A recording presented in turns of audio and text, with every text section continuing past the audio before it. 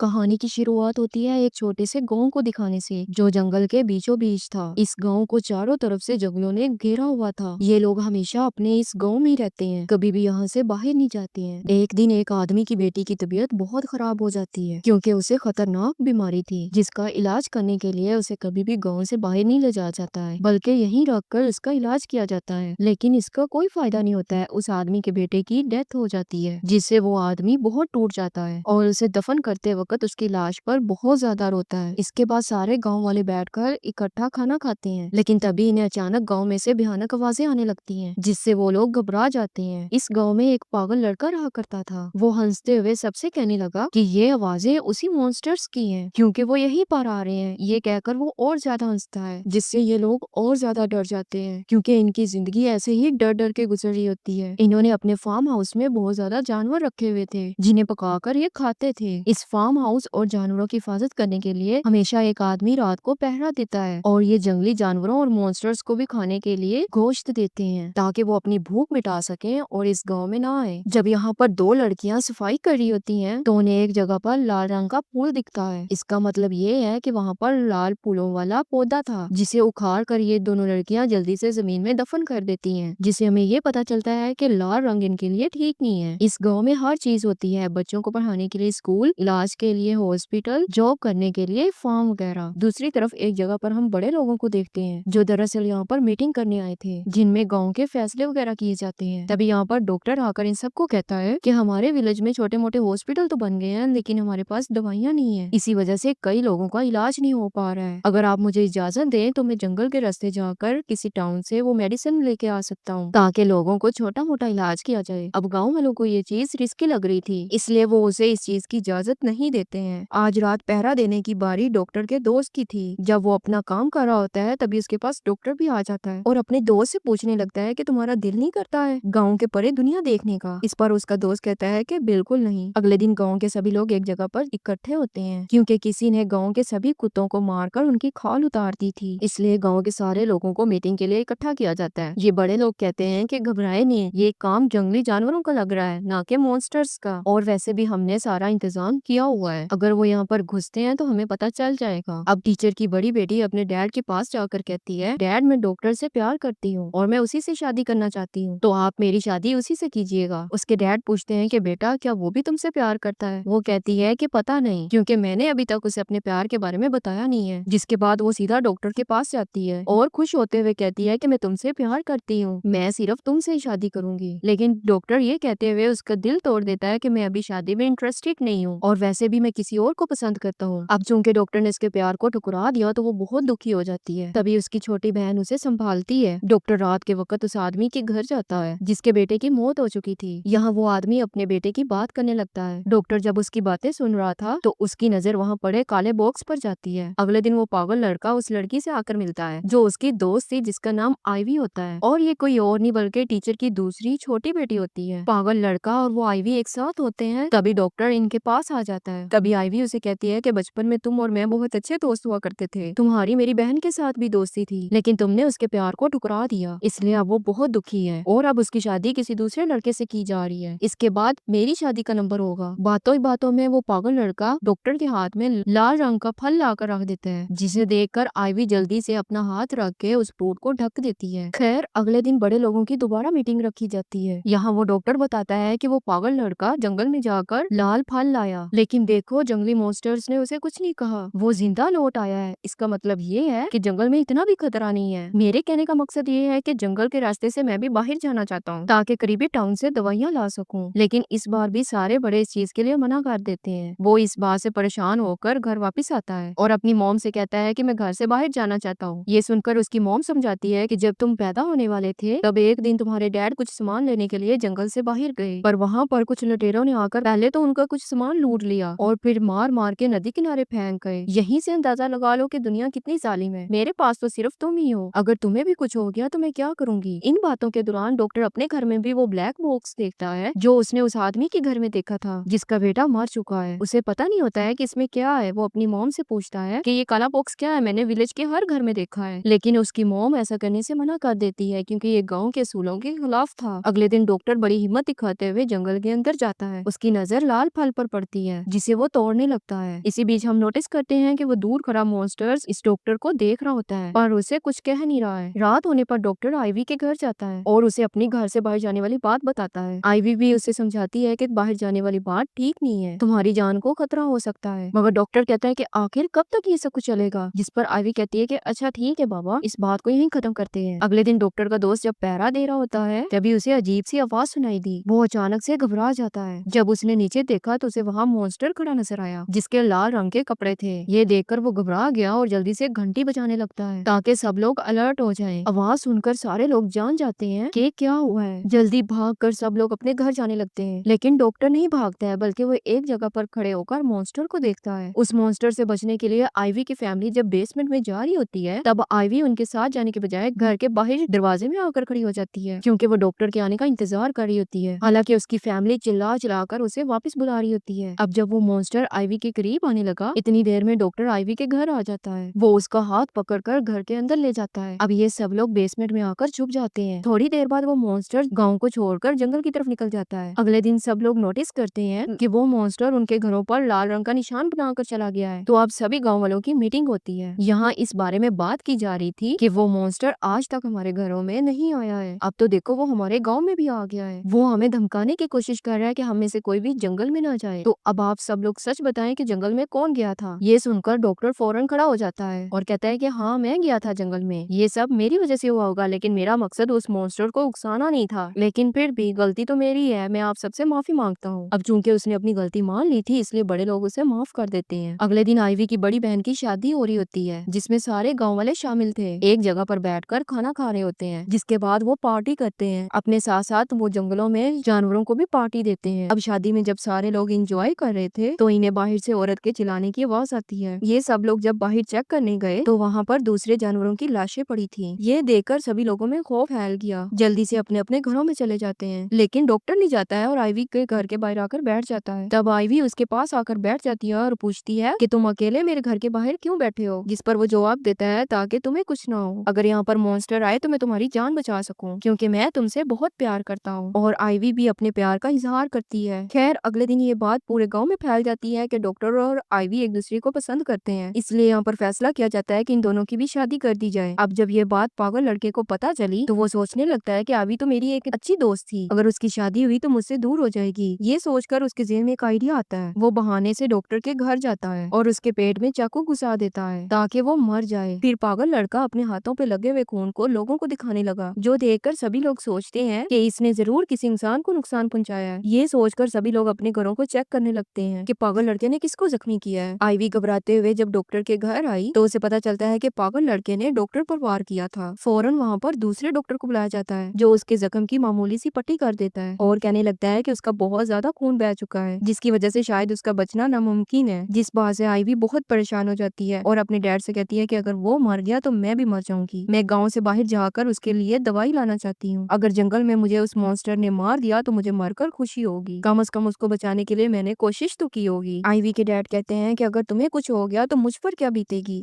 इसके थोड़ी देर बाद आईवी टाउन के लिए निकलती है जिसके साथ गाँव के 2 लड़के भी जाते हैं। ये लोग जंगल के रास्ते आगे बढ़ना शुरू कर देते हैं। थोड़ी दूर चलने के बाद बारिश शुरू हो जाती है। ये लोग टेंट लगाकर एक जगह पर बैठ जाते हैं। अचानक इन्हें उसी खतरनाक मॉन्स्टर की आवाज सुनाई देने लगती है जिसे सुनकर वो दोनों लड़के यहाँ से भाग जाते हैं। अब यहाँ पर सिर्फ आईवी अकेली बची होती है। वो बहुत डरी होती है और एक दरख्त के पास आकर अपने डैड की बातें सोचती है। जब उसके डैड उसको एक घर में लेकर गए थे और उसे समझाने लगते हैं कि ये मरा हुआ मॉन्स्टर नहीं है बल्कि उस मॉन्स्टर का मास्क है। सच बताऊं तो इस जंगल में कोई मॉन्स्टर नहीं है, तो तुम बिना डरे जंगल को पार कर सकती हो। हम बड़े लोगों ने इन गाँव वालों से मॉन्स्टर्स के बारे में झूठ बोला हुआ है। पर आईवी हैरान होती है और पूछती है कि जो जंगलों से आवाजें आती हैं हम उन मॉन्स्टर्स को खाना भी खिलाते हैं। तो उसके डैड बताते हैं कि बेटा वो सब कुछ हम खुद ही करते हैं ताकि कोई भी जंगल में ना जाए। ये सब झूठ है, खाना डालने के बाद हम खुद ही वो खाना खा जाते हैं। ये बात सिर्फ बड़े लोग जानते हैं, लेकिन मैंने तुम्हें बता दिया है सच, इसलिए बिना डरे जंगल में जा सकती हो। जिसके बाद आईवी जंगलों में दोबारा आगे बढ़ने लगती है। वो एक गड्ढे में भी गिर जाती है जिसके अंदर से निकलकर बड़ी मुश्किल से बाहर आती है। इस दौरान हम देखते हैं कि वो बड़ा सा मॉन्स्टर आईवी का पीछा कर रहा होता है। आईवी जल्दी से दरख्त के पीछे छुप जाती है। वो महसूस करती है कि इस दरख्त की टहनियां बहुत नोकीली हैं और जैसे ही वो मॉन्स्टर उस पर हमला करने के लिए आगे बढ़ा तभी आईवी पीछे हट गई और वो शार्प ब्रांचेस उसके अंदर घुस जाती हैं और वहीं पर उसकी मौत हो जाती है। जैसे ही सभी बड़े लोग आईवी के डैड पर चिल्लाते हैं कि तुम तुमने गांव का रूल तोड़ा है। ये सुनकर आइवी के डैड सब कुछ सच सच बताते हैं। यहाँ पर इस कहानी का बड़ा राज खुलता है। वो कहते हैं कि हमारे गांव के हर एक घर की कहानी है जिसमें हर फैमिली ने अपना एक फैमिली मेंबर खोया हुआ है जिन्हें बाहर के जालिम लोग मार कर गए थे। इन सब बातों से हम बहुत परेशान हो गए थे और एक हॉस्पिटल में जाकर अपना ट्रीटमेंट करवाया था। हमने अंदाजा लगाया कि लोग पैसों की खातिर पागल हो गए हैं। जिसके पास भी पैसा होता है लुटेरे उनको लूटने के बाद मार डालते हैं और अगर हमारे पास पैसा ही नहीं होगा तो कोई हमें नुकसान ही नहीं पहुंचाएगा। इसलिए हम सब लोग यहाँ पर आए और जंगल के बीचों बीच हमने अपना घर बनाया। इसके बाद हमने इस गाँव का रूल रखा कि कोई भी इस जंगल से बाहर नहीं जाएगा। अब चूंकि ये चाहते थे कि इनके बच्चे बड़े होकर बाहर ना जाएं, इसलिए उन्हें ये कहानियां सुनाते हैं कि जंगलों में एक अजीब सा मॉन्स्टर रहता है और मजीद लोगों में खौफ पैदा करने के लिए उस मॉन्स्टर का मास्क बनाया और उन काले बॉक्सेस में सबने अपनी यादें छुपा कर रखी हुई थी जब वो अलग अलग टाउन्स में रहा करते थे। अब जब पागल लड़के के मॉम डैड उसके घर में आते हैं तो अपने घर की बुरी हालत पाते हैं और वहाँ से उस मॉन्स्टर का मास्क भी गायब था, जिसे हम समझ पाते हैं कि जिसने जंगल में आइवी के ऊपर हमला किया था वो और कोई नहीं बल्कि पागल लड़का ही था। दरअसल उस पागल लड़के ने जब जब घर में मास्क देखा तो उसे अच्छा लगा, इसलिए वो उसको पहनकर आइवी के साथ मजाक करने लगा। लेकिन उसे क्या पता था कि उसका मजाक उल्टा पड़ जाएगा। उधर आइवी दीवार पार करके बड़ी मुश्किल से सड़क पर आती है जहाँ पर उसे एक ऑफिसर मिला। आइवी उसके हाथों में दवाइयों की लिस्ट पकड़ा कर कहती है कि मैं जंगल के अंदर से आई हूँ, अंदर एक गाँव है, मैं भी वहीं रहती हूँ, इमरजेंसी है तो मुझे कुछ दवाइयाँ चाहिए। ये बातें सुनकर ऑफिसर उसको दवाइयाँ ला कर देता है। दवाइयाँ लेकर आइवी दोबारा विलेज में आती है और उन्हें सब कुछ बताती है। इसी के साथ ये कहानी यहीं पर खत्म हो जाती है।